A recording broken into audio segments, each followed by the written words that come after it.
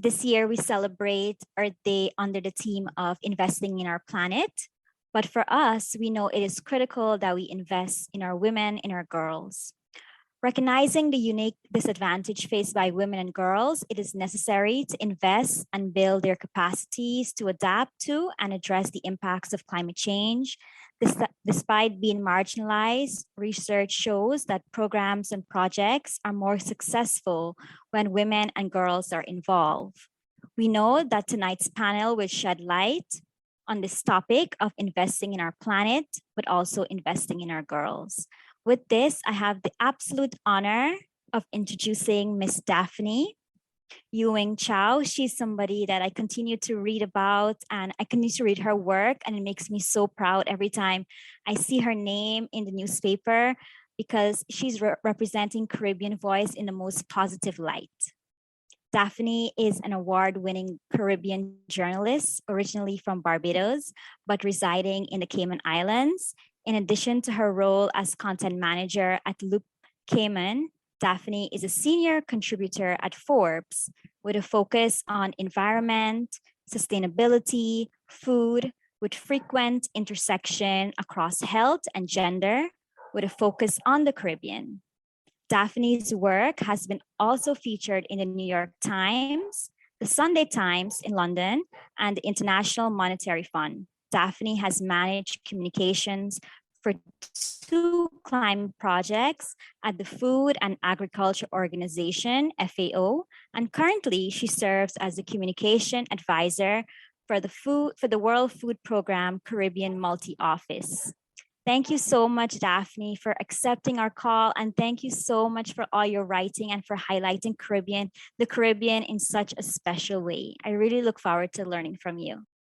Oh, thank you so much. I have to say, just really informally, that Aisha, that was just like so amazing. And Christine and Derval, I just have to commend both of you. The group of people that you've put together here tonight is just so amazing. You can tell that this is not a career thing or a money thing for people sitting here. This is a passion thing and a heart thing. And to hear the poetry and hear Aisha speak and to see so many different colored faces and different genders and people from different countries.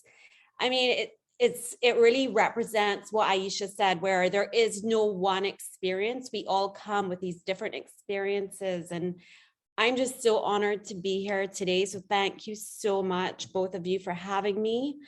Today we have 5 people on the panel who are so accomplished and definitely leaders in this discussion around climate justice. And some work directly in gender, and others through their development work constantly hit around gender topics. So we have, leaders in the NGO space, we have artists, we have youth advocates, we have somebody who works in agriculture. It's just such a variety of people, and I'm so honored to be moderating this panel today. What I'm going to do is provide a short introduction to each of you, and I will start with Lisa. And what I would ask is, after I provide an introduction to you, that you talk to me about your work for a few minutes and let our viewers know what you've been up to. And then at the end, we will have some more questions, and we'll follow up with questions from the viewers and from the audience. So to start, we have Lisa Perch. Lisa is the CEO and founder of Sadie Consulting, Barbados, Inc. She established her consulting firm as part of her commitment to bridging and ultimately eliminating the persistent policy, programming, and financing gaps between social and environmental policy. An international development expert with more than 20 years of experience in climate change, poverty reduction, livelihoods, gender equality, policy, inclusive green growth, inclusive green economy, research, and gender mainstreaming in various regional settings, including post-disaster and emergencies. Lisa has a proven track record of enabling purposeful dialogue and debate, coalition building to deliver new ideas, promoting concepts of change and delivering transformation in developing and emerging economies. Well published, she has worked across the globe from Latin America to Africa, both South and West, and more recently in Asia. She has worked on Caribbean SIDS issues for most of her career, and she is keen to expand the space for Indigenous feminist voices in the Caribbean context. Welcome, Lisa.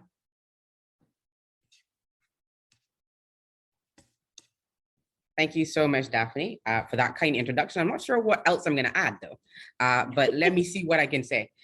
I mean, it's always an awful thing to have to follow somebody like Aisha, who gets the room going and says everything so well. So what can I add?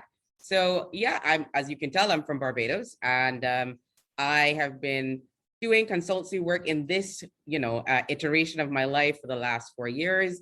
We recently established Saidi as a company. I get to actually do what I love and get paid for it, amazingly.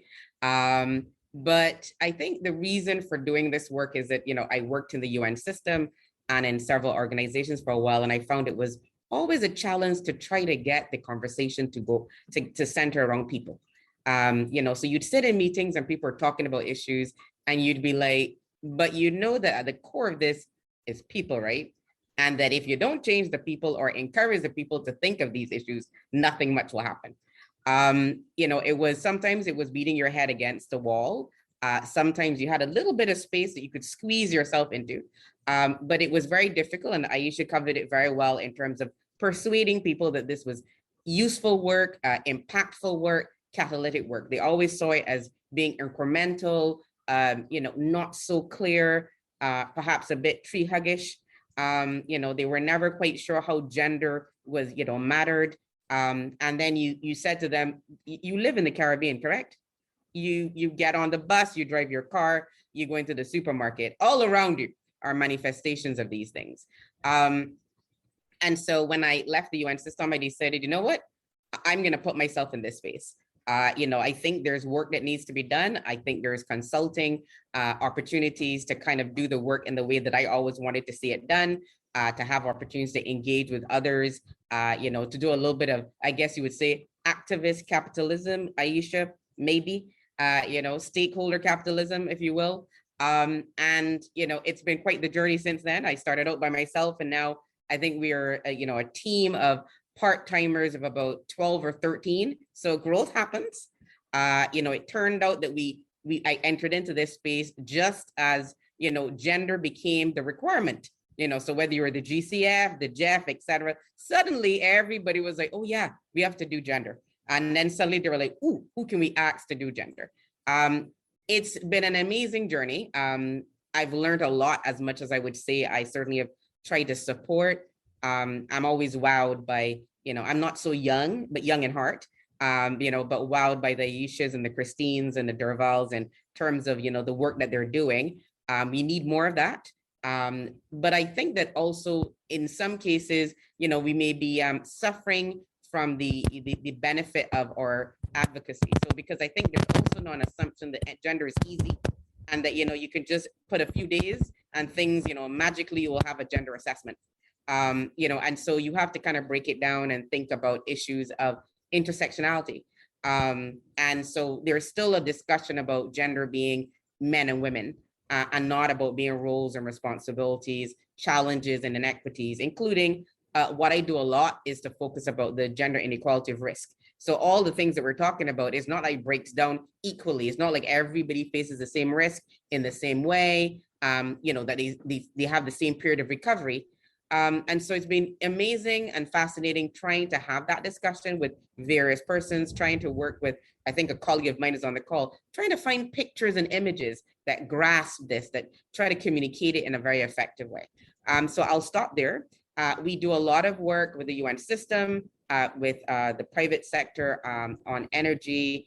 I do a lot of work in agriculture. I do a lot of work on, economic and, environmental and social impact assessments. And so those are just some of the things that we touch on. We've been doing work recently on gender responsive budgeting and gender responsive climate budgeting, because we believe that if you want to plan and you want to implement, the money has got to be allocated in ways to do so. You can't just write gender on top there and hope that it will happen. You have to actually put the money to do the work. And you have to put the money in the hands of the people who actually are affected and who can actually get the job done. And so I'll stop there. I think we've got a great panel. I'm looking forward to hearing from everybody. Thank you.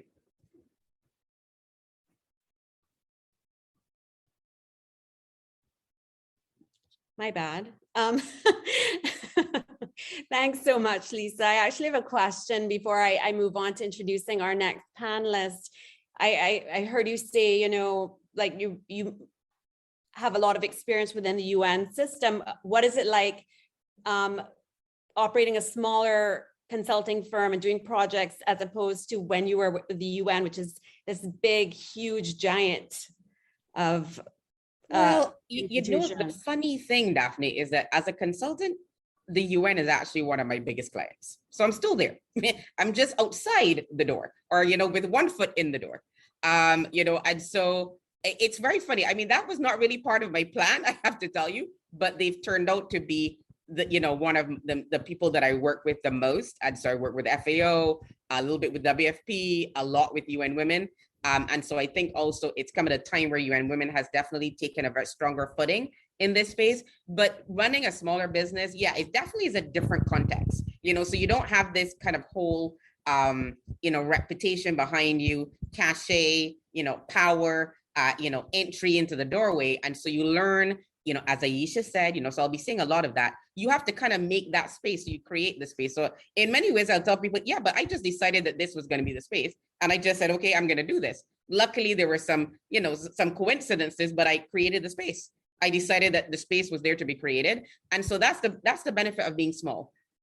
You know, that you can do that. You can adapt. And so sometimes we have gone into things that we're not necessarily used to, and just seeing opportunities to add, you know, gender in that space, to look at ways in which gender could actually add value to that. We also do quite a bit of work now on gender-based violence. And one of the things we're looking at is how we need to think about that in the context of resources, in the context of climate change. The fact that, you know, we're looking at finite resources. The resources are declining. They're not the same quality and quantity. And somehow we believe that this will still be, you know, calm and peaceful. And it's like, it can't be. We're all gonna need the same resources sometimes at the same time. And we have to put a climate conflict lens. We need to think about things like displacement.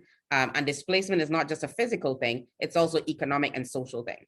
And so I'm excited about that kind of work that we're able to do, where we can bring some new thinking into the work. So that's the beauty. I get to decide. I don't have to go to any boss. I am the boss. Amazing, amazing. Thank you so much, Lisa. My next introduction is to Ashley Burnett. Ashley is querying, and carrying the Caribbean forward. The Trinbagonian-born writer and advocate is a 2020 Women Deliver Young Leader. She is the founder of Feminine TT, I think that's how you pronounce it. I'm sorry if I made a mistake there. Caribbean, an intersectional Caribbean feminist NGO based in Trinidad and Tobago, where she leads a dynamic and passionate core team and volunteers that use education, social good, and conversation to advance gender justice in the Caribbean. She's a member of the Queen's Commonwealth Trust Network, and she serves as an advisor to the Global Advisory Committee for the Caribbean region at FREDA, the Young Feminists Fund. Ashley is a graduate of the University of the Southern Caribbean with a BA in English Language and Literature. Thank you for being with us, Ashley. Looking forward to hearing more about you. Thank you so much, Daphne. Good evening, panelists, and a special thank you to the CW4CJ team for putting this amazing conference together. And just before I get into you know, introducing myself and whatnot, Aisha, I'm just so blown away and I'm inspired, and it just gives me so much joy. Every time I listen to you speak, I think you always hit such amazing points, and I'm just really grateful to be here amongst, you know, such powerful people who are doing really great work in the Caribbean. So thank you for having me. And so it's really an honor to be a part of this panel and to actually celebrate Earth Day here. Like it's really, you know, brings me a great feeling. So for the past 8 years, I have been involved in the world of activism to varying degrees. My entry into this space would have been through literary arts. So I would have been using spoken word as a means to educate and sensitize communities on issues that affect gender equality. And I was really privileged to gain, are you all hearing me clearly? I just saw my internet is unstable. Hearing you perfectly. Okay, great. Yes, through this entry, I really had the privilege to gain access to workshops and resources that helped to increase my knowledge on a range of issues that looked at gender-based violence, access to sexual and reproductive health and rights services, and just really understanding the issues that were affecting gender equality. But what became really clear to me in these spaces was that I had access to education that was gender transformative, and many of my peers and the communities that we worked with, they did not. And so through this observation and the gap that I recognized, it really motivated me to launch Feminit, which, as you would have heard, is an intersectional Caribbean feminist NGO. And we seek to advance gender justice through gender transformative education and policy advocacy. And what this means is that we are examining the current education system, the programming and interventions to assess the ways in which it addresses key issues of gender inequalities, and figuring out ways that we can actually devise solutions that directly tackles the issues at the root. We recognize that in order to achieve true transformation, we had to transform the education system. And you're going to hear me saying this all evening because my background is in literature and English language. I did not do a degree in gender studies. My aspirations actually is to do work, particularly in education policy, because it's very important for people to be equipped with the knowledge, with the tools, with the resources to be able to make change. In school, there's a pipeline. You go to school to get an education, simply to get a career. And what happens is that there's a huge disconnect of people actually care about issues. Sometimes I have a twin, and whenever we speak about social issues, she always says, this is not my thing. And I was like, it's not a thing to have, it's literally life.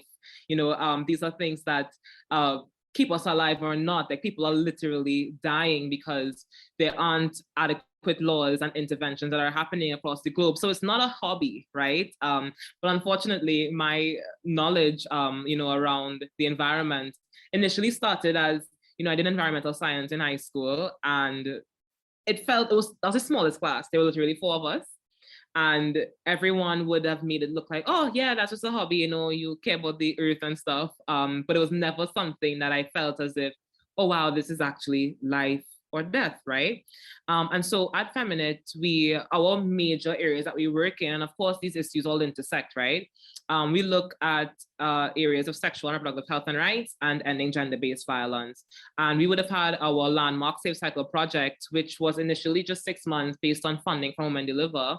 And this sought to really ensure menstrual equity here in Trinidad and Tobago. So we would have conducted the first ever assessment in Trinidad and Tobago that dealt with looking at the rates of period poverty.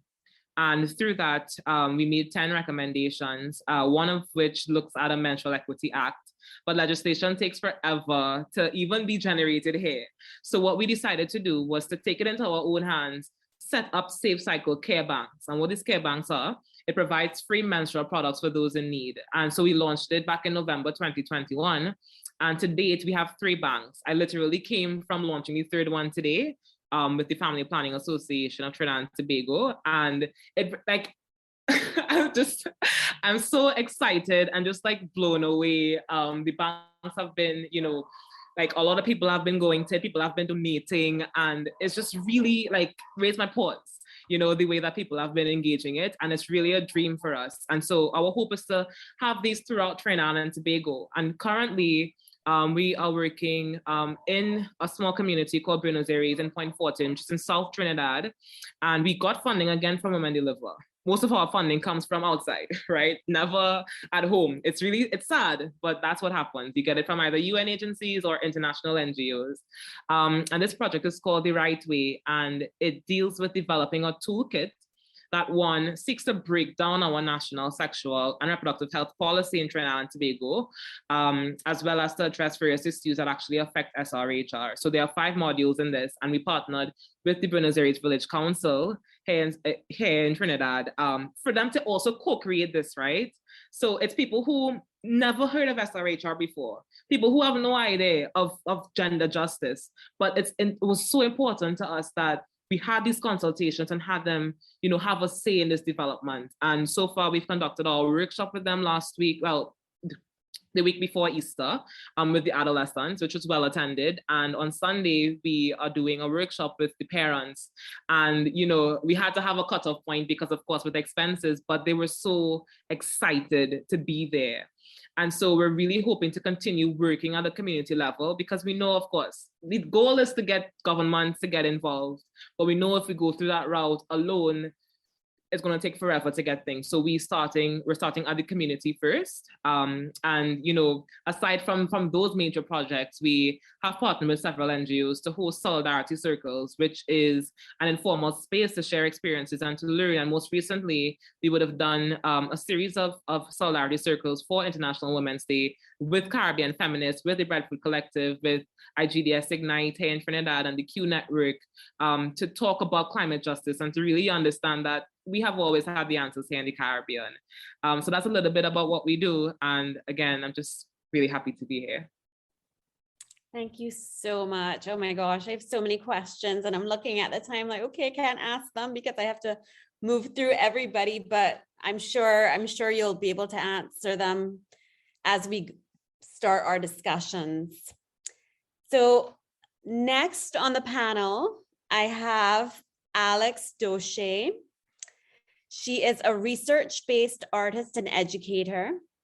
Drawing inspiration from her parentage, her mother was born on a sugarcane plantation in Guyana, and her father was raised on a farm in Alberta, Canada. Alexandria's work centers on nature, exploitation, and labor. Since receiving her MFA from the School of Art Institute of Chicago, Alexandria has worked in education departments across various museums in Los Angeles, including the California African American Museum, the Museum of Contemporary Art, and the Underground Museum. In 2020, she founded the Center for Plants and Culture, a BIPOC educational platform dedicated to exploring what plants reveal about society, where we've been and where we are going. And I just have to give a plug to her Instagram page because it's crazy inspiring. It's amazing. I was blown away. So I hand the floor over to you, Alex. Daphne, thank you so much. Thank you so much. It is like everyone that we've heard from so far, I mean, all of our work, it is a labor of love and passion.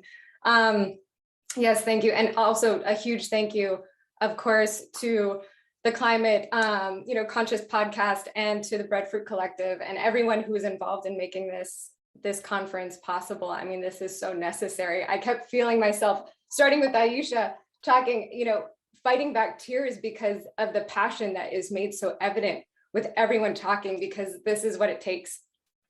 And now I'm fighting back tears again. So really just wanting to jump in and just thank everyone here who's involved, that I really wanted to talk about with my own work with the Center for Plants and Culture. And as Daphne even mentioned, it really stems from my familial connection to the plantation industry and to cash crops, as well as, coupling that with my work that I've done in museum education, specifically in adult education, is really what led me to create this educational platform. And looking at plants and culture, I have to actually say that this educational platform also was absolutely born out of a frustration I had with institutions, and specifically looking at natural history museums, looking at various anthropological museums, looking at botanical gardens, and going to these spaces and asking myself, where are the perspectives of laborers, of people who actually work with the land? Where are the perspectives of indigenous peoples, of people of color from all over the world? Like, why are these spaces still operating under such a Eurocentric gaze? And it was honestly this erasure that lit the fire under me to actually start an educational platform that highlights, that I should first say that prioritizes education first and foremost, but that also highlights the perspectives and voices and stories of those who've just long been marginalized. and left out of certainly botanical conversations. And so I had this idea of taking plants and culture and making it into almost seeing it as a reimagined botanical garden. One that really does also prioritize showcasing just how political plants are. Whether we're going from, as Aisha talked about, certainly in the presentation, looking at from colonialism to today's unbridled capitalism and this extractive practice that we see throughout the world, is looking at how plants were the driving forces for this extraction, for in so many ways this corruption. And so what I'm doing with plants and culture is creating this hub of distilling all of this information that exists out there, these histories, these buried histories, and making them accessible, making them, as Daphne, as you so graciously mentioned, visually interesting too, and making them compelling to people, because so much of this, going back to my experience as an educator, has to do with how do you get this word out to people? How do you really get people to even spend enough time to take in this information? So plants and culture, it is a virtual space. It is unbounded by locale, which in a lot of ways actually has helped open this up for a more of a global conversation that I'm hoping to explore even further. I want to mention too that our main mission is fostering and inciting critical thinking. This is so important, where it's not just looking at the past, critically, but also looking at our present critically. And through education, we hope to do that, as well as through more recently, we've been really trying to produce public programming. So this has included discussions with botanists and thought leaders and activists, as well as doing workshops and artwork spotlights. We've also, and I'm very proud to say, we've also actually launched our first public exhibition. This is at the University of California, Los Angeles, the UCLA, their botanical garden. We actually have an exhibition up right now called Whitewash Botany that really looks at how inextricably linked botany is with the slave trade and from its history, and to expose, again, what often is missing from these botanical spaces. So we're hoping to actually now branch out through collaborations, with people in other countries, to actually start producing exhibitions that will travel, that open up the conversation, and that really bring this discussion to the people. So with that, I'll kind of end there. Wow. Again, I have questions, but we'll save them so that we can get through everybody. Thank you so much. Thank you. Wow. Okay, so next I have Andrew Campbell. Andrew was born in Moruca in Region 1 and grew up in Georgetown, Guyana. He holds degrees in history and tourism studies. He served as a teacher for many years in Mabaruma Region 1. Andrew completed archaeological field surveys and excavations under the guidance of the late George Simon, the late Neil Whitehead, and Dr. Michael Heckenberger. Andrew is the founder of Ebisawana Natural Foods. I hope I pronounced that okay. Currently, he offers guidance to the Blue Flame Women's Group from Hosororo in adding value to their cocoa by making chocolate in Guyana. Andrew is a member of the Moving Circle of Artists, where he provided training programs in the Rupununi with central focus on arts, environment, archaeology, and anthropology. Andrew is also a beekeeper. Thank you, Andrew.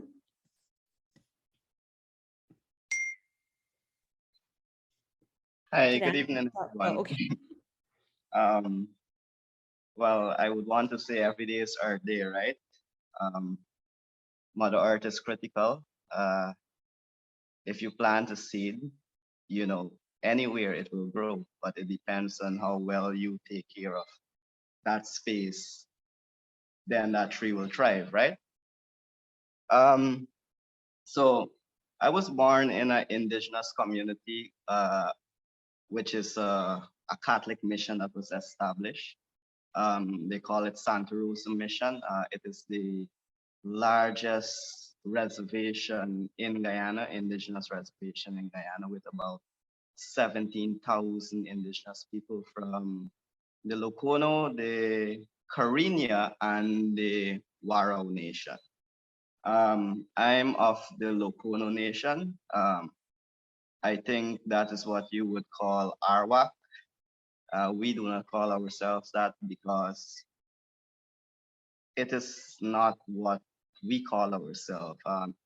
It's a major misinterpretation, you know, the Arwak. It was only, it's a word that probably only came about 200 to 300 years ago, right? So it was never in existence in our vocabulary. Arawak basically means cassava eater, and the Lokonos, who live in mostly coastal parts of Guyana, cassava bread is one of our main diet. So the other nations used to call us Arawak, right? Or part of a slang or whatever. And the European came and, you know, say, all right, we're here. And there was that misinterpretation. But I'm Lokono, it means people. Uh, yes, I was born in Maruka and Peru, spent 7 years of my life there. But it was, I would say, one of the best experience I've had. I was able to swim, learn how to swim by age 3, 4, paddle,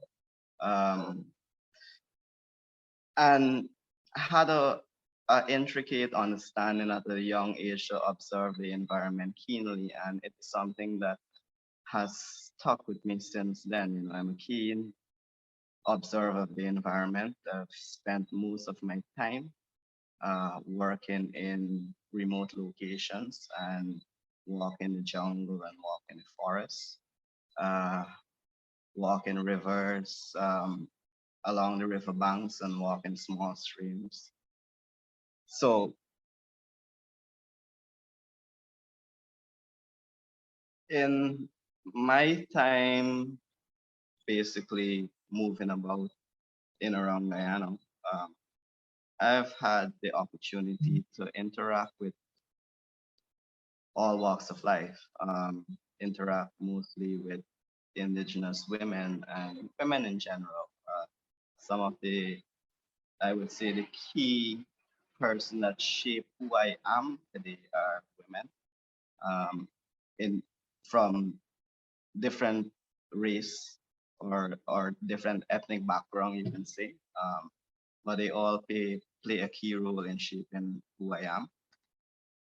So over the years, being of indigenous, I can say migrating to a new location, there were always challenges. Living in coastal Guyana, it's always a challenge, you know, living in I would say a confined space, because I never was accustomed to that growing up. We live on an island and our closest neighbor was at least 10, 20 minutes walk away. So living in a new environment, a clustered environment, you know, kind of had a serious impact. I would say a mental impact on me over the years. So as soon as I completed my studies at a tertiary level, I took up a job to head back into the hinterland of Guyana to work. And from 2010, I worked with uh, youngsters, male, females from all social backgrounds.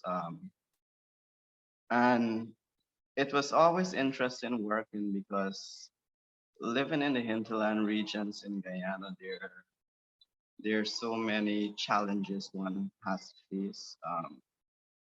You have health, you know, the health institutions are not their educational institution.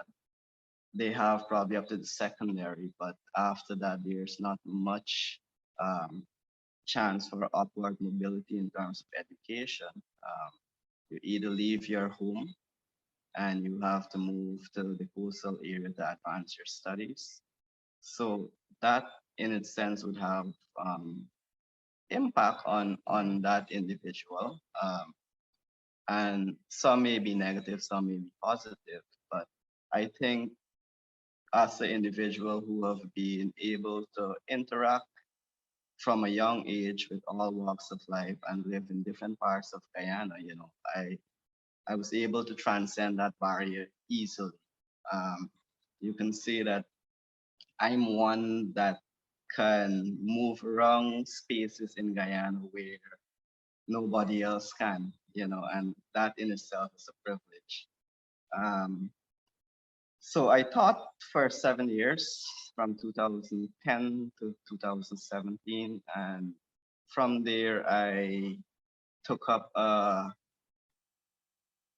post in Trinidad to oversee an archaeological excavation at the Red House. They had a restoration project going on there. Um, and then after returning to Guyana, we continue research in Region 8, Region 9. Region 8 is the Pacorimus. Region 9 is the Rupununi. And then, I took up beekeeping. From beekeeping, I needed a source of income. So I decided to start up my own company. At the time, I was already cultivating or trading in ginger, and I wanted to use that to produce a raw resource, and hence I uh, founded EB Sawana Natural Food. EB Sawana, it's a Lokono name. It means to change or transform. And the idea behind that name is, and the business to use that name is to change the way how we utilize healthy foods in Guyana, organic foods, and foods that are either grown locally. You know, we do use a lot of chemicals in Guyana, but food from the hinterland region, you can see, are still chemical free. Um, so we must be able to change that perspective, from using unhealthy food that has gone through a lot of chemical processes in the manufacturing arm. So the idea is to change the way how we utilize healthy food and, to support communities. Most of the farmers that I work with are females, and I tend to cut out the middlemen and deal directly with them, because that way you can get to feel what is going on and offer them, a fair price, because the middlemen tend to go in and pay them basically next to nothing. And by paying them, what if I'm to buy from the middleman, I pay them the middleman price. So it's about offering a fair deal to everyone, especially farmers, because farmers in the region in Guyana, it's no easy thing to do. EB Sowano, in that company, we produce basically dehydrated fruits, ginger powder, turmeric, uh, and we specialize in doing chocolate. Chocolate making is a skill that I've garnered over the past 2 years of through consistent trials and practices. And during that time, I was able to train now two persons who are as skilled as me in chocolate making. Um, and I'm working with Blue Flames Women's Group currently. They have been an organization that has been producing cocoa sticks for the past 10 or more years. And if I'm working with any particular group, I would want to see them move from just being a simple producer of cocoa sticks to actually making chocolate. That way they will benefit more. So I believe in that there must be a fair deal for everyone. And it's the only way how we can move forward. We must have respect for environment.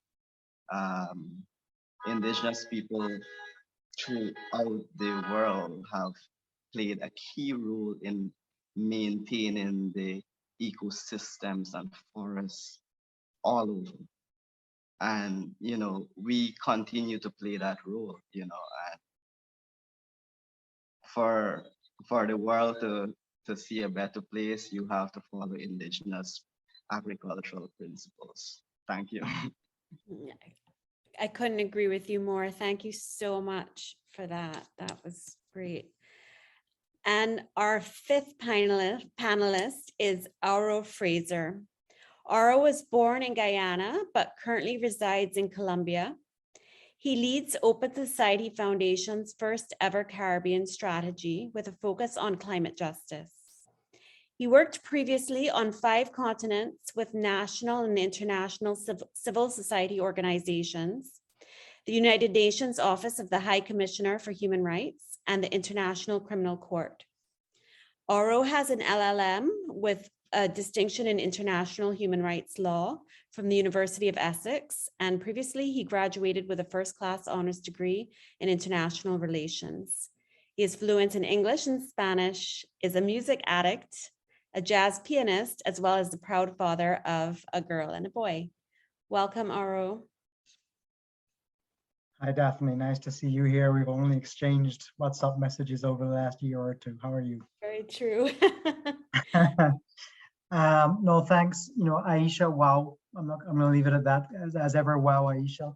And, congratulations, Derval, Christine, and the CW4CJ team, because this has been amazing. Yesterday, I had tears in my eyes listening to the panelists. It's very inspiring and very timely.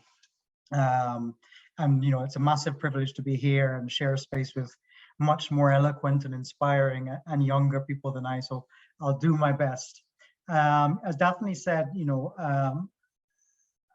my background is human rights and social justice, and I've worked for different organizations around the world. And in all the international organizations I worked for, something really annoyed me, which was they all had a Latin American Caribbean department that did nothing or little on the Caribbean. And most, they'd mention Haiti, mention Dominican Republic, but the rest of us were all forgotten. And so everywhere I worked, I tried to sort of push for some more Caribbean focus and so on. It was largely unsuccessful. But when I joined OSF, myself and a couple of others started a new strategy, which was that every meeting, no matter what it was about, we talk about the Caribbean. And we talk about why the challenges existed there, about why there was fantastic leaders in the region, that there are no funders, that civil society does amazing things with no money, and the OSF had a duty to be there. And our president, who was then president, who was of Haitian descent, felt agreed, and then he told me, look, you better stop talking, and you better put together a strategy. So I had to kind of stop and think, and I said to him, look, we're not going to have a strategy. Our strategy is going to be that we're going to talk to people across the region, because OSF has not worked there. And so we talked to domestic workers, activists, feminists, the generations of feminists, government people, to get a feel for what's going on and where we could find a space where we could be useful.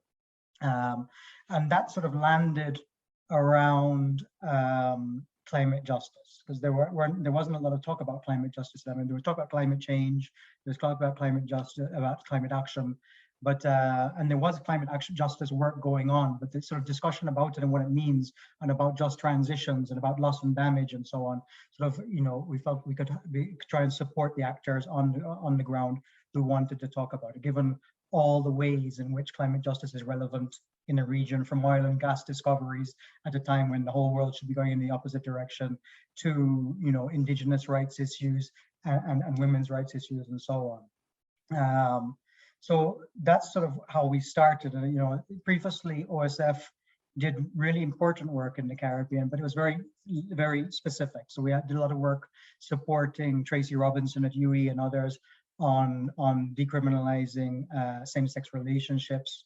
There was work on early childhood education, and there was some work on marijuana policy. Many of you will remember the UWI marijuana policy commission that we did the rounds and so on, but that was sort of it. Now we have the climate justice work and some other things, work on criminalization of poverty and other things. So, OSF is a philanthropy, It provides funding, but we also try to connect actors. And, you know, in that process of sort of stalking people across the region, my colleague Sabrina says I became a webinar stalker. I see someone who said something interesting from the region on a webinar and then call them up. And I think Daphne is one of the victims of that. Aisha certainly was.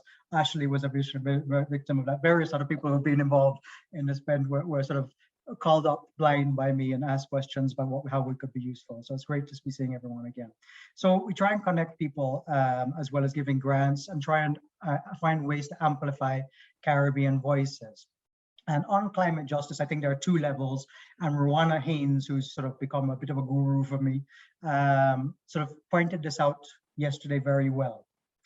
At the international level, Caribbean countries and governments are heroes. And they're fighting a battle, a David and Goliath battle against rich countries for all of our survival and the world's survival. And they do amazing things. And when, you know, I went to COP last year, and it was, I can't find words for how frustrating it is to see the discrepancies and the breach between US rhetoric about climate change and their action, you know, on loss and damage, and so on and so forth. So we try and support Caribbean governments internationally in that fight. And we were also very interested, because that's what struck me, was the absence of Caribbean civil society in those international spaces. You know, you have African civil society groups, European civil society groups, Asians, but Caribbean civil society is not present enough there. And so that's a commitment of ours, to have more presence in Caribbean society, to do a pincer movement with governments against rich countries and sort of push those messages about loss and damage and so on. So that's one level where the governments are heroes. And then there's the other level, which again, like I say, Rana mentioned, where sometimes the governments are not so heroic. You know, they fly back from COP and then go and cut down the mangroves, you know, or they do other things that really are not so helpful for sustainability. And, you know, OSF, what it believes in is that people should be participating in the decisions that affect them, and they should hold governments to account for those decisions. And that's what we try and support. So at a regional level and at a national level, we've been trying to fund young feminists, indigenous peoples, coastal dwellers, fund better climate justice journalists. Not we're just reporting Hurricane, but saying why does climate change affect some people more than others, and why does the response respond to some people more than others, and what are the implications of policy decisions for resilience, for sustainability, for human rights, for different groups within the society. So that's sort of our vision of human rights. It's on those two levels. It's not easy sometimes to be supporting governments and then for supporting civil society, but we believe that that's absolutely the role of government, to be criticized, to act, but also to be criticized, and that governments should not be trying to qualify people who criticize them as the enemy or as agents of the political opposition. You know, this thinking in terms of electoral cycles is not going to help the Caribbean survive. It's not going to help the Caribbean thrive. So we are very committed at all levels. And again, you know, thank you for inviting me, and really looking forward to the conversation, and great to see you, Daphne. Great to see you too. Thank you so much, Aro. I know Christine and Derval must be a little bit stressed right now because we're running a little bit tight. And so I wanted to ask their permission if I could put out some questions to the panelists, and we keep the questions until 7 o'clock. And then at 7 o'clock, even though, well, it's 7 o'clock here, this part of the Caribbean, I'm in the Cayman Islands right now. Then we open the floor to Q&A, even though it's going over time. Are you guys okay with that?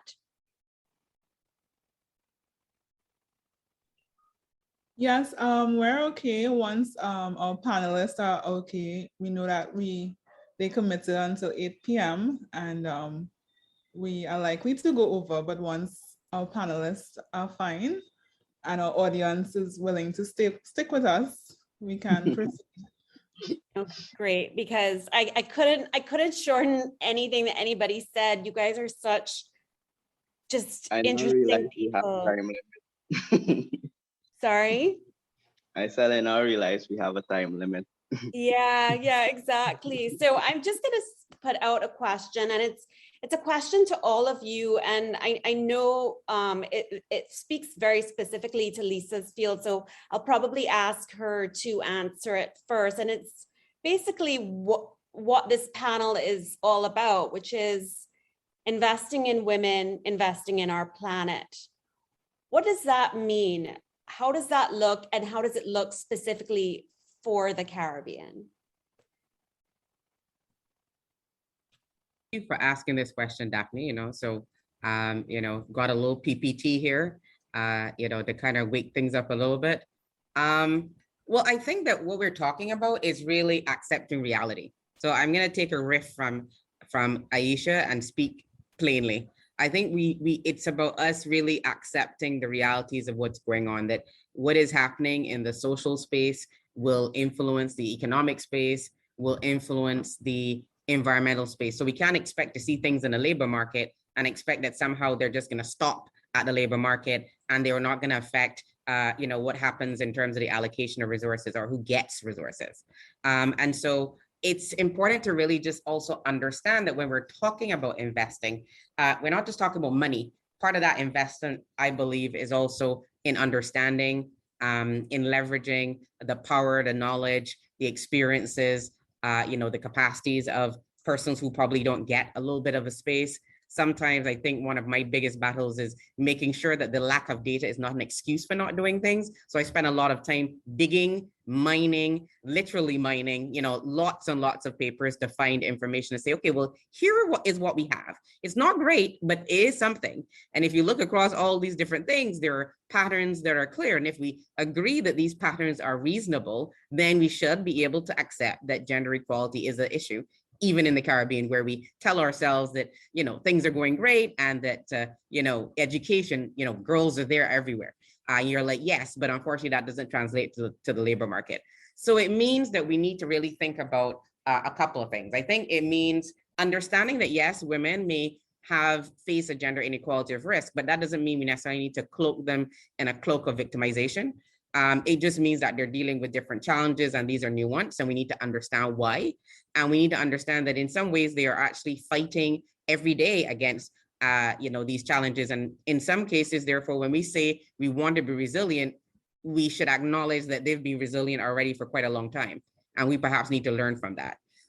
We need to understand that men and women are different, have different experiences, but also that even between women and between men, there are huge, massive differences, particularly in power and privilege. And I think probably everybody on this panel has spoken directly and indirectly of the privileges that we all have, and that we've been able to assume, and the fact that that means that sometimes we have more choices than other people. I think we need to recognize that, yes, we're talking the talk of resilience, but I'm not sure that we're really digging deep in terms of understanding what that really means. And that if we ignore, the social side, if we ignore inequalities, including gender inequalities, then who are we doing this resilience work for? What is it that we're trying to do? I think it means understanding that when we're talking about adaptation, for example, that we also do mitigation of risk, and that sometimes these words that we have, and don't get me wrong, I've worked in climate for a long time, but sometimes the words that we have make us prisoners. And so this idea that adaptation and mitigation are like two cars going down the same highway, and at some point, they're going to meet, is a bit ridiculous, because in some ways, to get mitigation to work, renewable energy, people need to adapt, they need to change. For people to adapt, they also need to mitigate certain risks that they're dealing with. And so I think we also need to embrace the fact that if we're going to do this work, we need to invest in understanding what are the real barriers and constraints. So do we understand displacement? Do we understand it socially, economically, environmentally? Do we understand violence and that GBV is a problem? And that if we want women and girls to be active everywhere, then we need to make sure it's safe for them to be active when it comes to environmental work, including stuff that happens at night. And so, if we want to be open and we want to give opportunities and we want to give voice, we need to make sure it's safe to do so. It means that we need to look at some of those historical issues about rights and resources, including land. And it has to be said that we're a region where we've done quite a bit on land, but we still have a lot more to do. And we need to make sure that we understand what are the challenges there. Again, if I think of some work that we did, in the region looking at this, one of the things that keeps coming up for many women is at some point, the issue about where the land is available, including agricultural land, problem is security, distance, and remoteness. I've got people to take care of. I don't want to necessarily spend an hour going there, but I want to do agriculture. How can you accommodate that? And I also want to make sure that I'm safe. So I think investing also means that we got to look at design. We need to look at access as not just counting numbers and seeing that a bank is there and that money is available. We need to understand that even if money is available, not everybody has access to it. Even when you go to the bank, you can get 100 questions. You can be asked, is your partner coming to sign? All of these things, even though we trumpet, all of the advances are still happening. If they're still happening, then what are we doing? And how are we really going to sit down and address them? And how are we designing for this reality? So I come back to the reality point. We are doing things, but we are at different stages. So we're in a region where things are happening. We've got a lot of activism, a lot of great young people. But what we're also seeing is that structurally, things are very resistant to change. We're not willing to change because we think we're going to lose things. And we're not seeing that there's an opportunity if more people come in to help us to deal with what are very big and complex challenges. We're not dealing with the issues in the labor market and the fact that pay does not always meet need and demand. We live in expensive countries, we import a lot, and to keep up with that is not easy, even for those of us who are doing so well. And I think it also means that we need to understand that even within the communality of what we're dealing with, we all have unique experiences. And if we think about people's lives, I think about what Andrew said and the fact that, we are using words like Arawak and Carib, who were probably imposed by somebody. We just accepted because it seemed to make sense and it seemed to say that this makes sense. But, there is a lot out there that we're accepting and we're not challenging, and that we need to kind of question. But then we also need to think about, well, how are we going to take this information and do things better with it? And so I think when we talk about investing, money is great and very important, don't get me wrong, but we also need people, the right people. We need the right tools, we need the data, we also need the innovations, and we need the ideas, and we need those who are going to sometimes not revolutionize, evolve, but are going to revolutionize and challenge. And then my last point is, we're not going to fix the problems of injustice until we deal with the burden of care work and time poverty. And this is for both men and women, but largely for women in the Caribbean. I don't think that we can deal with it unless we talk about how all of that work really presents a barrier to people taking advantage of things that governments are investing huge amounts of money in, that projects coming from the GCF, the GF are saying they want to do, but who is really making sure that those barriers, those little, those physical barriers are being removed, and that we really make sure that they can access them. I mean, I think sometimes one of the things that we see in projects is we keep thinking about, well, we want to do things quickly. I've got a 5-year horizon. And so I want to work with that person who's already ahead. And I keep going, why do you want to work with that person who's already ahead? They're already ahead. They're not the people that need help. So why do we keep wanting to just tick the box rather than really investing in some of the people who have not moved at all? And so I think investment really is a money plus thing. And a lot of it is about time and understanding and really leveraging the real experiences to then really frame, I think, solutions that are more appropriate to the problem. Amazing. Does anyone have anything to add to that? Yeah, I just want to, oh, go ahead. Sorry. Sorry. And I'm going to be very brief because I got all of 20-30 minutes to talk and I have to hop off anyway. But Lisa, yes, preach. It's real world meets academia meets consultant vibe, and I really appreciate the clarity, the depth of information in that. You spoke to resilience, and I just wanted to say that resilience has become somewhat of a curse word, in the sense that, oh, young people are resilient, women are resilient, they'll be fine, as though it absolves the authorities of their responsibility to fix things. And the reality is that resilience is dynamic. It's not an outcome, it's a process. And so, women were resilient to an extent until COVID hit. And so our resilience has been further, eroded. And similarly, there are other factors and forces and processes that are continuously working to erode resilience. And in addition to the point of, you know, the question of why invest in women, I just say investing in women is investing in the whole society, you know. So even when we speak to this matter of a whole of society approach, when you work with women, you bring along men, boys, girls, everybody, right? And so there's no shame in my game, at least, in saying I work with women, because I'm confident that in doing that, I'm supporting the entire society. And women's rights are, as we know, human rights. So by supporting that, by investing in that, we're supporting the entire society.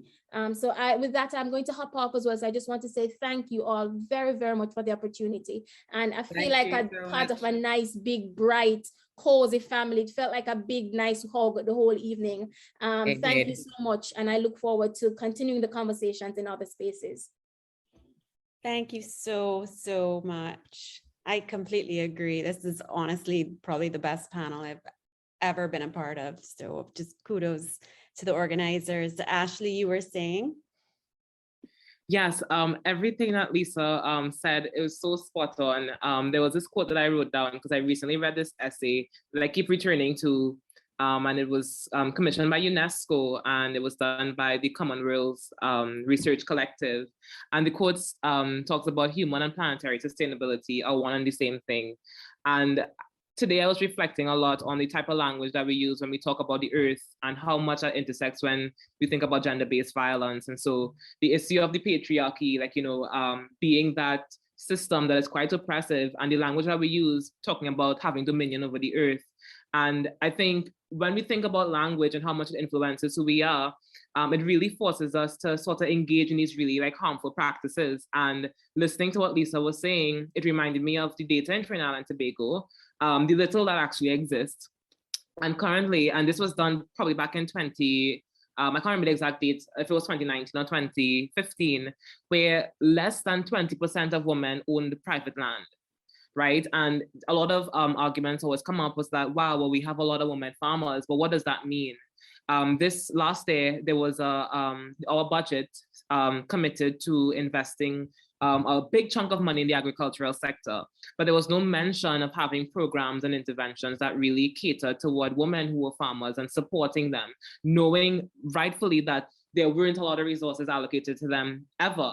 And so this is a major barrier when we think about, you know, climate action. Yes, we're saying that we're gonna, you know, have these big interventions, but who's really on the receiving end of those interventions? And when we think about even education, right? And I would have mentioned it before, we don't have adequate climate education. And yes, there are a lot of girls that are in school, right?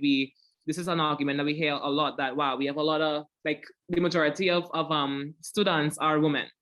And yes, that's great, okay, but what type of education are they actually receiving? Are they actually being empowered to take action? Are they actually being given the resources to be able to really flourish when we think about the agricultural sector? And so if we really are to invest in the planet, we will properly invest in climate education. We properly invest in programs and interventions that actually give the resources to those that are usually marginalized. Because when you have less than 20% of women owning land, then what are you really saying for our future? And so I just want to share those couple of points and just want to echo. I'm so grateful for your presentation, Lisa. Yeah, these are all such wonderful points. And I think all of us in some way here, we are all educators. As advocates and activists, we are educators. And I think for those of us who are involved in the arts on this panel, whether writers, artists, I think all of us are creatives here. It's also the value of those forms of expression to educate. I think people are now beginning to realize the power of language. Aro talked about Latin America and the Caribbean. Really, it's up until now, and even now, it's been really about Latin America, where Andrew talked about the word Arawak. And I had no idea that that is something that had that kind of historical background. Growing up in Barbados, Lisa, we learned about the Arawaks and Caribs, and I didn't realize that that is something that was problematic. I never even considered it, that, you know, what was the meaning of those words. So absolutely. It's just so fascinating to make these connections. So I'm going to ask one last question and put it out to everybody. And then we'll move. Before you ask a question, I must say that women play a critical role throughout the ages in maintaining our environment. From since we start to cultivate food, from food gathering to food cultivators, and in the Caribbean, we had that harsh experience of slavery. Women, and in Guyana, a lot of historians don't really mention it, but both Africans and indigenous, even though in a minority, they were all part of the forced labor, and women, when you go through the historical documents, you would see that they actually made up of about at least 70% of the labor in the fields. They were the ones that tend the kitchen gardens. They were the ones that prepared meals. In indigenous community, the women are key, really, really key members in the society of maintaining that their ecosystems. And without them, without women, we cannot thrive. And therefore, we must invest. It's not a matter of. I think Lisa mentioned it earlier. We have to do it in every aspect. Absolutely. Thank you for that.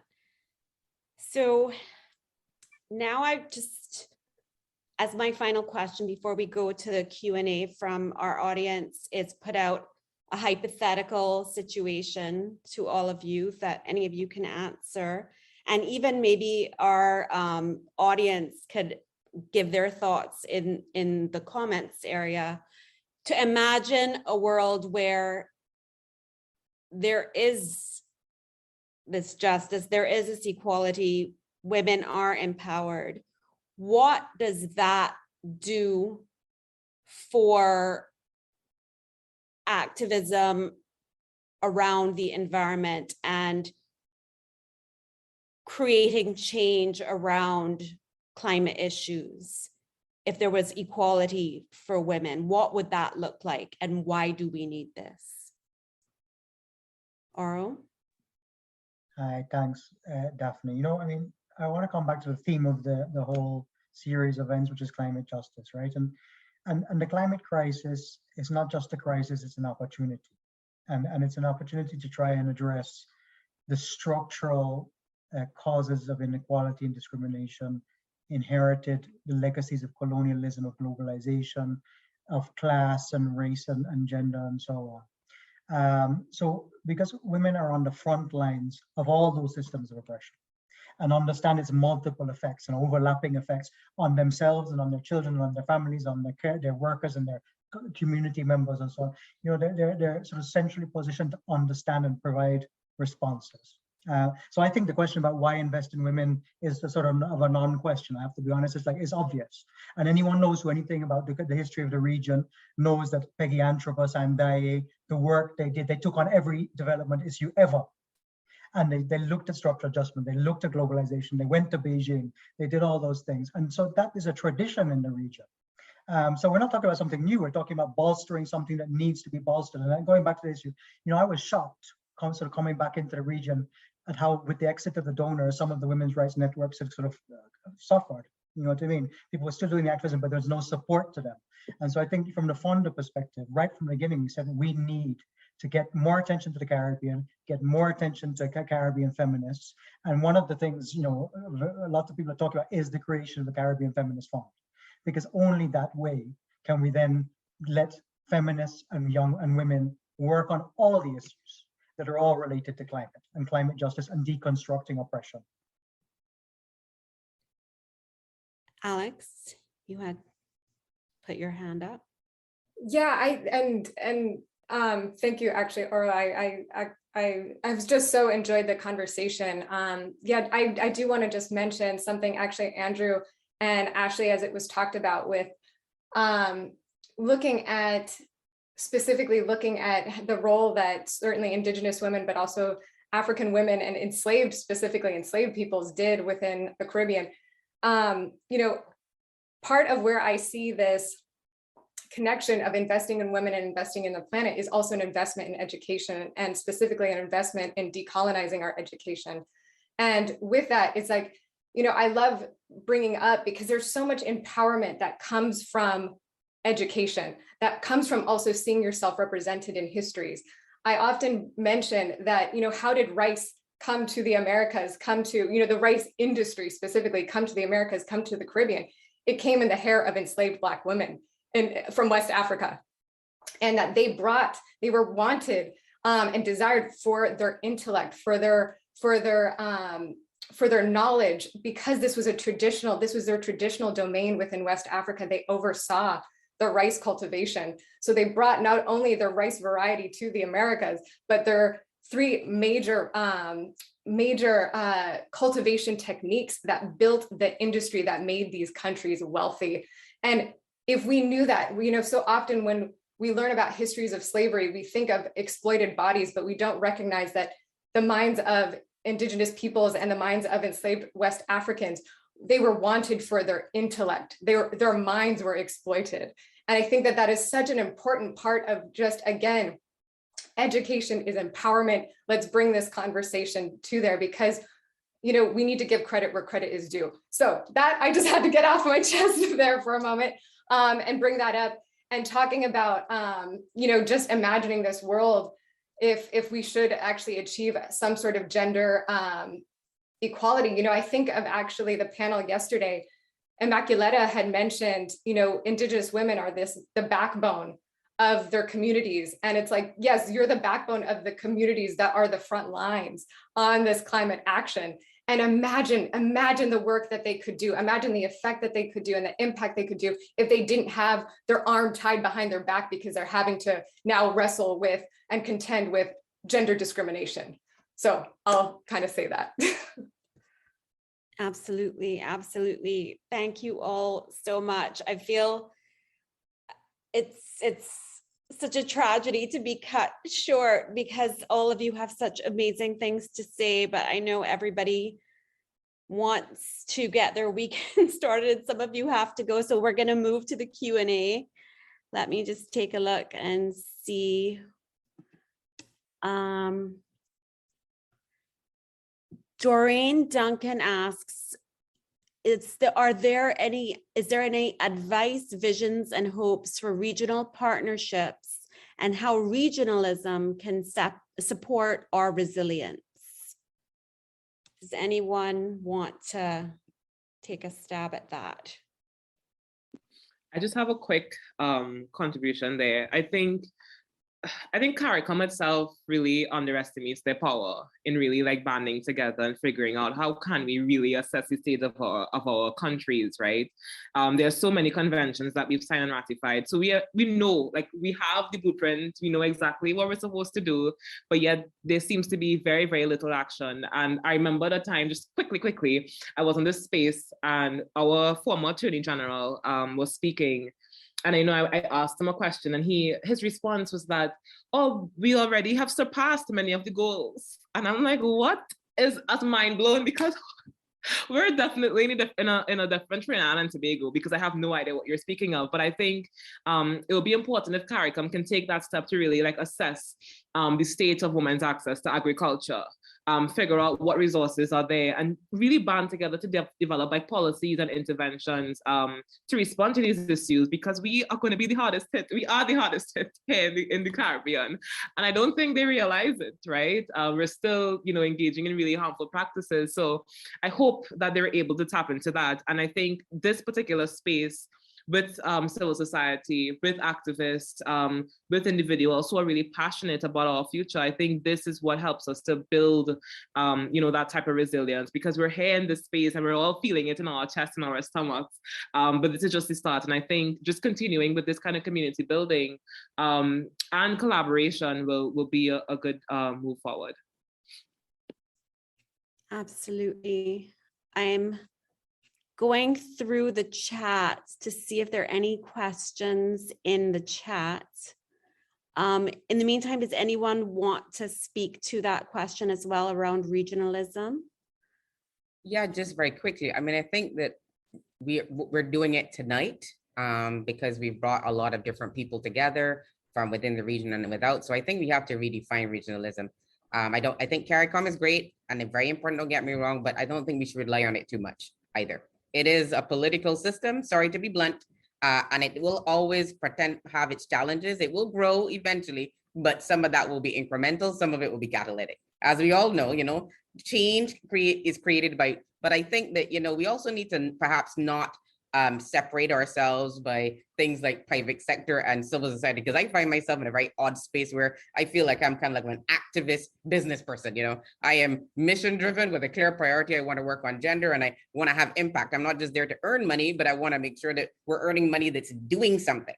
And so I think that sometimes breaking down the barriers of what we think people's can do and the collaborations we can have will also be an important part of regionalism. We're a small region. There's only so many of us, and there's a lot of work to be done. And so I think that there's an opportunity, I think, started by, this very forum, the Caribbean Women for Climate Justice, to kind of start to redefine that in ways in terms of, the ways in which persons who have been more experienced, persons who are coming with new ideas can band together and think about, okay, how can we deal with some of these issues? If you're working in different spaces, how can you work collaboratively and in sync? You don't necessarily have to do the same thing, but there are ways in which you can put the building blocks there for other things to happen. So that's my 2 cents on the issue of, I think there's a lot of opportunity for us. Amazing. Yes, Aro? No, it's a great question. I think region is really important. And I think on the 2 levels, I'm talking about climate justice. Caribbean states and small island developing states have changed the international conversation around climate change. They have changed it. So regionalism has been, absolutely key. And within the region, I think solidarity is essential. We live in small countries, right? Well, I'm in Colombia now, but Caribbean states are small, and we all know that standing up to governments is hard, and you can face reprisals in lots of different ways. So the way to deal with that is through solidarity and networks, and raising things as a group. And taking on these challenges of development and so on requires those connections, and it requires inspiring each other across regions. A lot of time, I was talking to someone just left the chat who reached out and said, well, we're interested in Escazú. And so we connected them to people in St. Lucia and elsewhere who are doing it. And it's that sharing and learning that has always been at the heart of Caribbean development and has to be there. And that's why I say, as a donor, OSF has to try and support those efforts. Absolutely.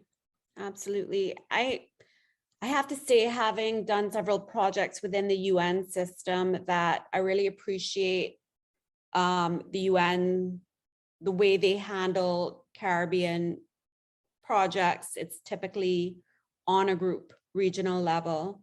Mm-hmm. And one of the donors, a large donor to various UN groups, is the Government of Canada. And they definitely have a very strong gender component to their giving. So several of the projects that I've been involved in across UN organizations have been Government of Canada projects that have said, okay, this might be an agriculture project, but there must be a gender lens to the work you're doing. And I love that. So I think that's another great example there in terms of, organizations working across the region. I know with respect to my work, I think my objective is to really take marginalized voices, or voices that would otherwise not get a global platform, and share their stories. I think there's so much power in storytelling, and I try to create as much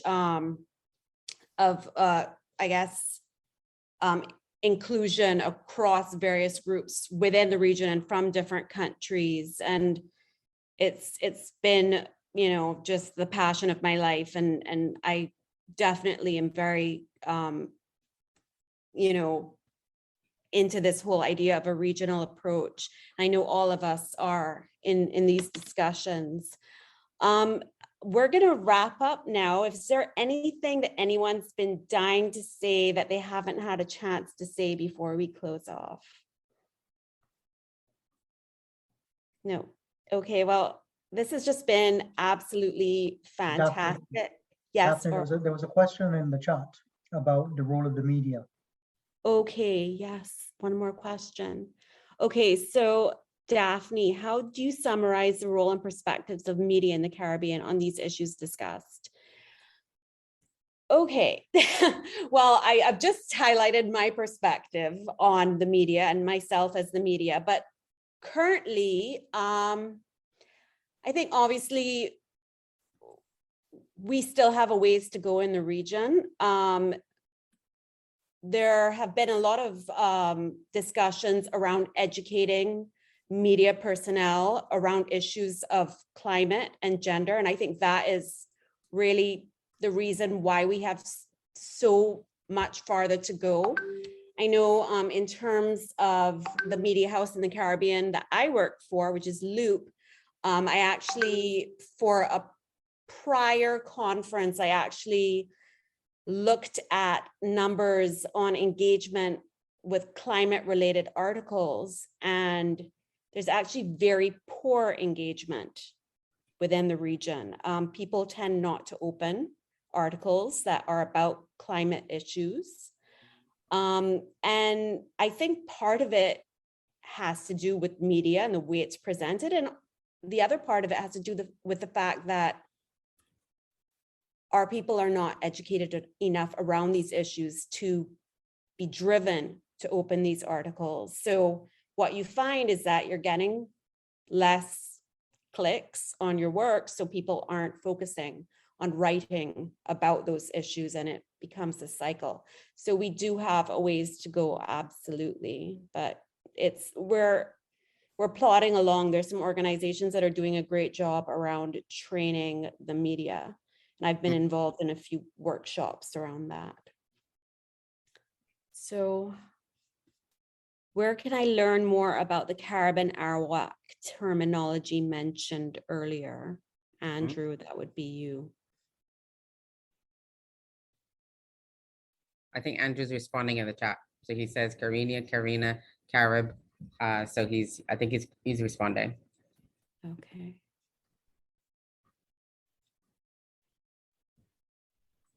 And I think he's speaking. You got to unmute, Andrew. Oh. Yeah, there are various articles that you can find. If you drop an email, your email address, I can forward those to you. But in our language, really and truly, especially in the Guyana region, in Suriname, Guyana, and in the Orinoco area, originally, even from the 1980s, there was a consensus that we indigenous people from the Arawak nation should no longer refer themselves as Carib, right? Sorry, as Arawak, but we must move to our real name, which is Lokono. And in our language, the Lokono language, Loko means man, and Lokono means the people. Other than that, there's no other word to describe any other thing. It's the same thing with the Cariña. Cariña means the people, speaks of the people, right? The entire people, Lokono, for instance, Loko is a man, right? But when you're talking about the people now, we're mentioning them as the Lokono or Lokonos. And but there are numerous articles written, and there are articles written too that basically state that the early chroniclers, right? The European chroniclers, they tend to mention that the Arawaks were considered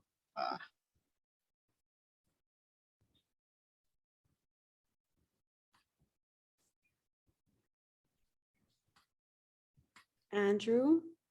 Ooh. Did we lose Andrew? Is he on mute? Andrew, we can't hear you.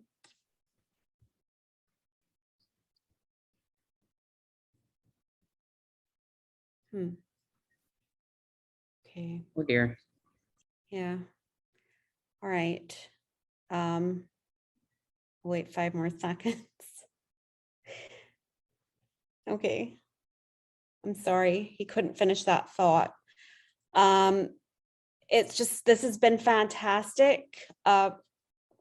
Thanks to everybody for attending. Thanks for your thoughts. I just have absolutely enjoyed hearing what everybody's had to say and learning about each of you. I think you are all just fantastic, amazing people. This has been such a marvelous, marvelous night. So thank you so, so much. On that note, I don't know if the ladies would like to wrap up and say anything. Yes, thank you so much. I won't attempt to recap this amazing panel. So many great points. Thank you so much, Daphne, for moderating. And to our panelists, I'm so inspired by our Caribbean people. And I look forward to, more engagement. This is just the start, and we have to keep the momentum going. So before we have our final item, I would just like to encourage everyone to join us tomorrow for day 3 of the Caribbean Women for Climate Justice Conference, and also for day 4 on Sunday. So we start tomorrow at 10 a.m. You will receive the link to join the session tomorrow in your emails. So now, as we wrap up such an amazing evening, I will now turn you over to Ms. Disrael. So Disrael is a 2017 finalist of the First Citizens National Poetry Slam. She holds a master's degree in applied psychology and will soon be pursuing a PhD in developmental psychology. She has a deep love for poetry and the arts and has placed in the top 9 worldwide at the Spoken Word for the World International Poetry Competition. And she has so graciously agreed to wrap up today's proceedings with a spoken word piece. Over to you, Disrael. Hi, everyone. Are you hearing me? Yes. Yes. Okay, great. So greetings to everyone. And thanks so much for having me. I thoroughly enjoyed all the presentations and the conversations that came out of it, from the keynote speaker, all the panelists, everything throughout the session. It was really engaging. So the piece that I chose to perform is in honor of Earth Day, and it's titled Mother's Revolt.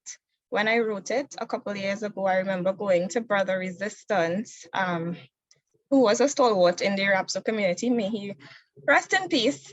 But I remember asking him his blessing to use a portion of his song, because when I was younger, when I was a little girl, I remember looking on TTT and seeing his song, Mother Earth. And you see all the images coming across with nature, and it was so inspiring. And I remember when I asked him to use a portion of his song as the epigraph to the poem, he said, yes, yes, yes, yes, yes. And I was always grateful for that. So as I said, the name of the poem is Mother's Revolt. I only want to know you. I only want to know you, Mother. To know you is to love you, Mother Earth. Oh, Mother Earth. Is it too late? Is it too late? Is it too late? Is it too late? Is it too late? Is it too late to save the earth? Can we save the earth?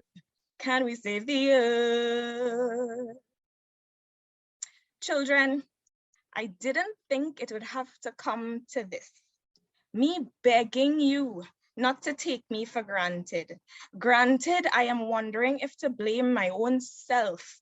Child, maybe I should have adopted a different parenting style, because all the while I've provided you with clear water, fresh trees, flora, fauna, clean breeze. You've acted like a spoiled brat, unable to say please, abusing your own mother. Maybe I should show you that I don't always have to be Mrs. Nice. Increasing temperatures, ice caps melting before your eyes, yet still you can't recognize that I'm mourning. And every morning you awake, you demand extra of me. More trees cut down than planted, and you expect to breathe like a king after everything you've done? Oh, so fresh air is less worth than a scent. Well, I sent a tropical storm as a premonition to remind you that having me in this condition will make you descend into an abyss of your own making, and yet you pretend not to hear. Keep taking me for a fool. You're causing coastal erosions, volcanic explosions, hurricanes, floods, drought. Yet you question what mother is upset about. You call me bipolar, but you're unable to see my perspective. All I've done is to be protective of you. And what have you done to my mangroves? Mango is there now. It's a recreational facility. When I've tried to facilitate human fragility by providing fresh air here, your response: Mommy, we, your sons and daughters, a scattered archipelago, are so fed up of your loyalty, so we will destroy as we see fit. Look around, children. My wrath is now manifest. You test my patience on a daily. I thought you'd raise your hand to help me, but instead you take a selfie. When I try to have the conversation about conservation and nations warming, heed my warning. Because you already know all the info about ozone layer and rising sea levels impact. In fact, in schools, they're teaching about coral bleaching reaching an unprecedented state. And at this rate, you're still not sufficiently preserving my beauty. You are still inefficiently sustaining my energy. Is that gimme mentality, the I want it, mommy? That's what's vexing to me. Hearken unto my voice, children. Look around. The deforestation, slash and burn farming, death rates due to unnatural natural disasters. It's alarming. Oh, and thanks for all the negotiations and gift vouchers that's so often bounce. You show up hot and sweaty, ready to announce policies with half-baked apologies.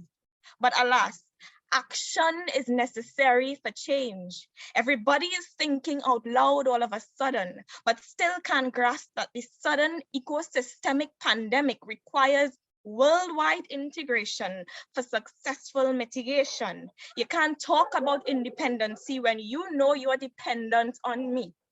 With carbon, you walk all over me and not expect destruction as a corollary.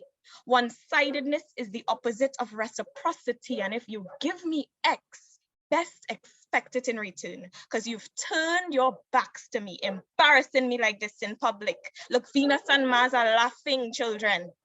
Environmental anarchy widespread, but hush your mouth and lay your head and sleep in it, children, because you've made your bed. Thank you.